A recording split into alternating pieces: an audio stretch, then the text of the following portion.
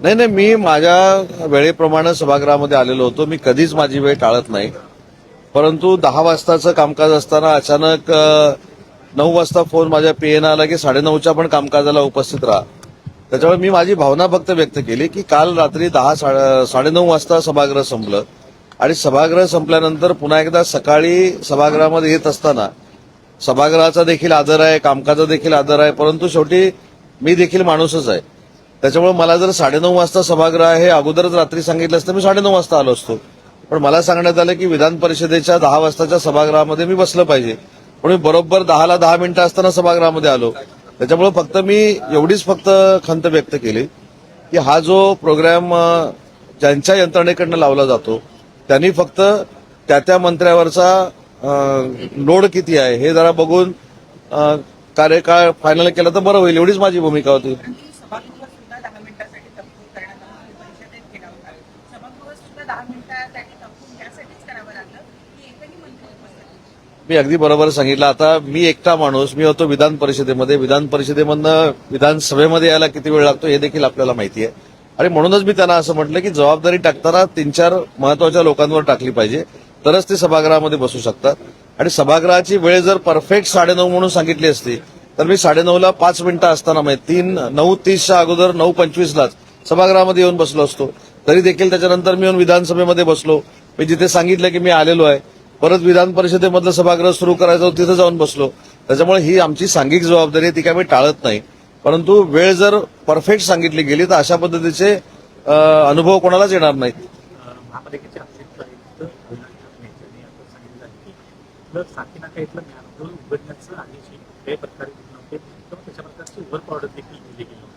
तर ते उघडण्यात आलं, त्या संदर्भात कोण आहे ते कारवाई केली जाईल, परंतु अशा प्रकारचे आदेश नसतानाच ते कुठल्या कर्मचाऱ्यांना नाही, अशा पद्धतीनं जर महानगरपालिकेच्याच अधिकाऱ्यांनी सांगितलं असेल तर त्याची खोलवर जाऊन चौकशी झाली पाहिजे. अशा पद्धतीनं महानगरपालिकेनं जर मॅनहोल उघडू नका म्हणून सांगितलेलं आहे, कोणाला ते काम दिलेलं नाही, अशा पद्धतीचे आदेश निर्गमित झालेले नाहीत, तरी सुद्धा मॅनहोल उघडलं जातं तर एक संशयाचा धागा कुठेतरी निर्माण होतो. आणि तो निर्माण होऊ नये यासाठी महानगरपालिकेनं थर्ड पार्टी यंत्रणा तयार करून किंवा पोलिसांकर्वे असेल किंवा अन्य यंत्रणेकडनं त्याची चौकशी करावी आणि आदेश नसताना ज्यांनी कोणी हे मॅनहोल उघडलेले आहे त्यांच्यावर कारवाई करावी. एवढी मोठी दुर्घटना मात्र थेट अश्विनी भिडे आयुक्त यांच्या राजीनाम्याची मागणी करतायत. कोण?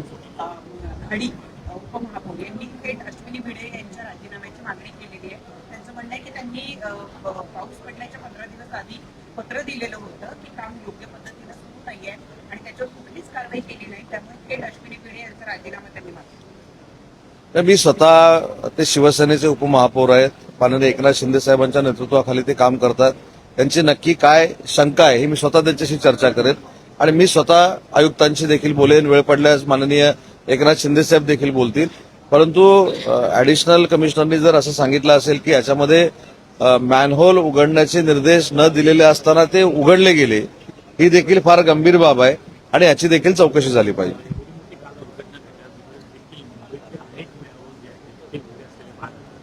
त्या ठिकाणी फलक लावण्यात आले नव्हते किंवा बॅरिकेडिंग करण्यात आलं होतं. त्याचबरोबर अनेक ठिकाणी केवळ एखादा कर्मचारी उभा असेल किंवा त्या ठिकाणी केवळ एक टाके आहे अशा प्रकारे त्या ठिकाणी पाहायला मिळतं.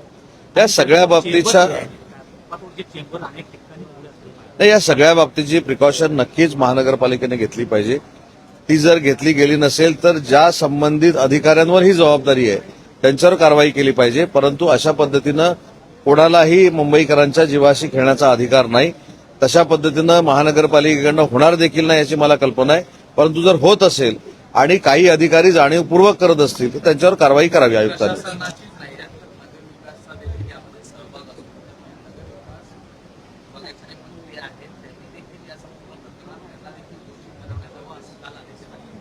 ते काय म्हणतात हे बघा, जगामध्ये काही घडलं वाईट तरी त्याला जबाबदार माननीय एकनाथ शिंदे साहेब आहेत असं सांगणारी ती प्रवृत्ती आहे. त्याच्यामुळे त्यांच्यावर मला काही बोलायचं नाही.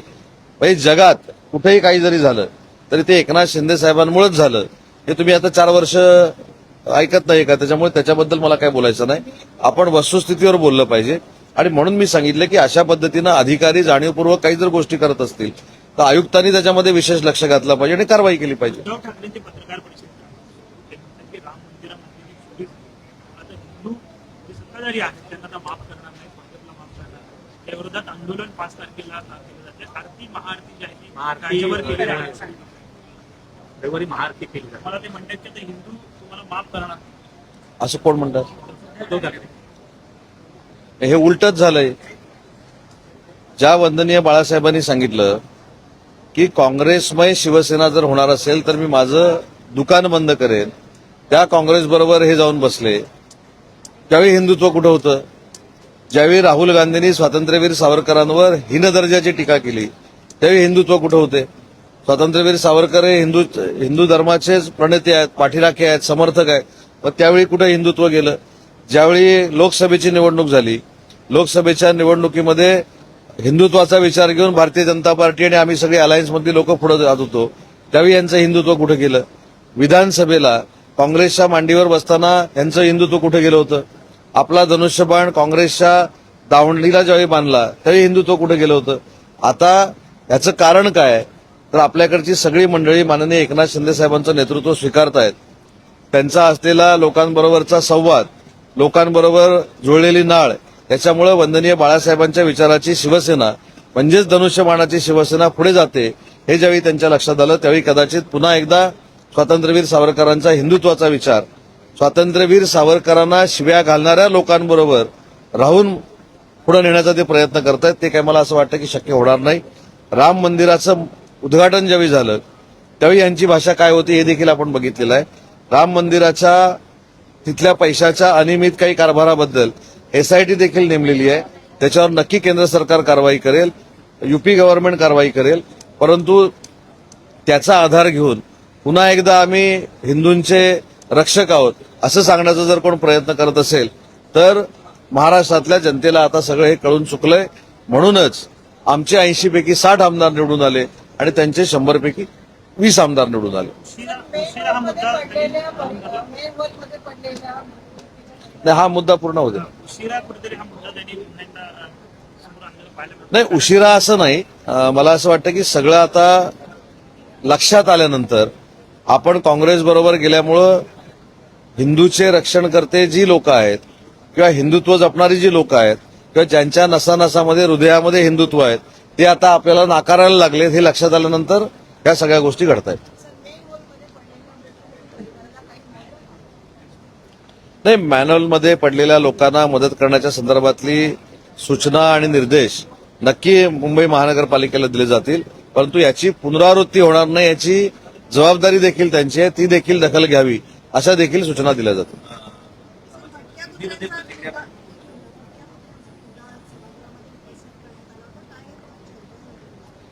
भटक्या श्वानांच्या बाबतीमध्ये आपण जर बघितलं तर पूर्ण महाराष्ट्रामध्ये 14,800 हे भटके श्वान आहेत अशी नोंदणी झालेली आहे आणि मुंबई महानगरपालिकेमध्ये 94,000 आहेत अशा पद्धतीची नोंदणी झालेली आहे.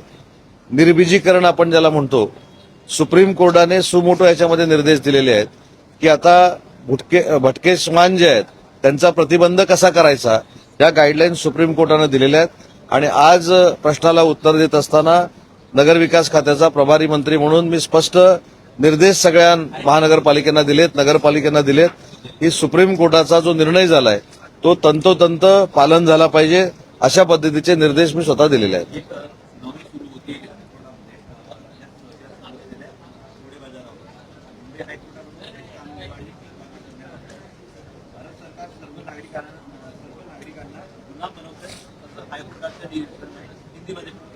काय काय काय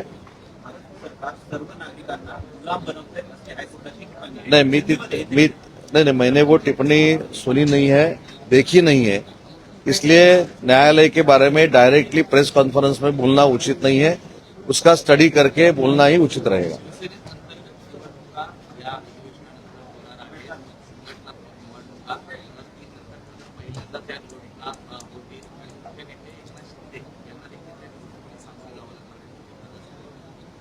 आम्ही सगळे जे शिवसेनेचे पदाधिकारी आहोत त्यांना या निवडणुकीला सामोरं जावं लागणार आहे.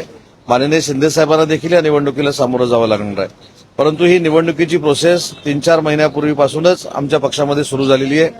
सभासद नोंदणी फार मोठ्या पद्धतीनं करण्याच्या सूचना ज्यावेळी माननीय एकनाथ शिंदे साहेबांनी त्यांच्या भाषणामध्ये दिल्या त्याच दिवशी आमच्या निवडणूक प्रक्रियेला खऱ्या अर्थानं सुरू झाली.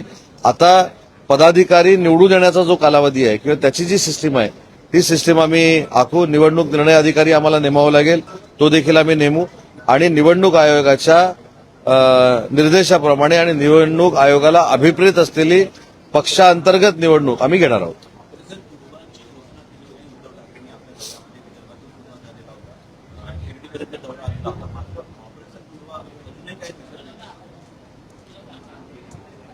ऑपरेशन तुडवाच्या अगोदर 4 वर्षापूर्वी कोतळा काढा असे देखील निर्देश दिलेले होते.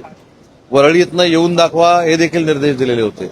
वरळीतनं येऊन दाखवा सोडाच, पण वरळीचं नेतृत्व ज्या सचिन भाऊ अहिरनी केलं ते देखील शिंदे साहेबांच्या नेतृत्वाखाली आले.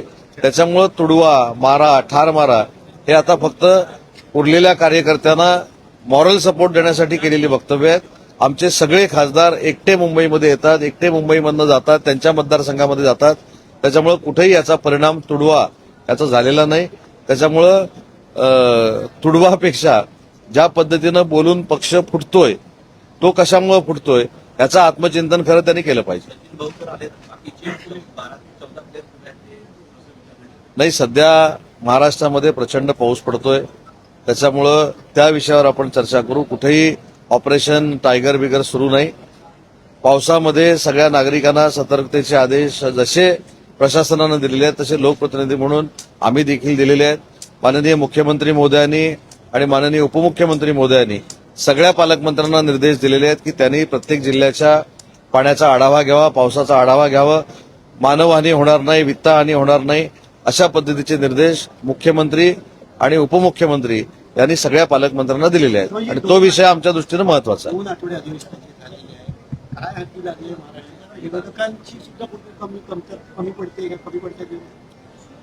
नाही, मला असं वाटत नाही, कारण मी काल देखील या प्रश्नाचं उत्तर दिलंय. 2 आठवड्यामध्ये प्रत्येक विषयावर चर्चा होते. आज बघा 293 चालू आहे, काल 260 चालू होतं. मुंबईच्या नालेसफाईवर चर्चा झाली. आज कल्याण, डोंबिवली, ठाणे सगळ्या महानगरपालिकेच्या बाकीच्या विकास कामावर चर्चा होते. आज भटक्या श्वानांवर चर्चा झाली, मराठी भाषेवर चर्चा झाली, उद्योग विभागावर चर्चा झाली, शेतकऱ्यांवर चर्चा झाली, कर्जमाफीवर चर्चा झाली. त्याच्यामुळं जरी उपसभापतीची निवडणूक असली किंवा राजकीय काही गोष्टी चालू असल्या तरी विधिमंडळामध्ये शेतकऱ्यांना, कष्टकऱ्यांना, कामगारांना न्याय देण्याची भूमिका आणि पर्यायानं महाराष्ट्रातल्या जनतेला न्याय देण्याची भूमिका आम्ही मंत्री म्हणून घेतोय आणि मुख्यमंत्री आणि दोन्ही उपमुख्यमंत्री सक्षमपणानं महाराष्ट्राच्या जनतेला जे पाहिजे ते या विधिमंडळामधनं देत आहेत. धन्यवाद.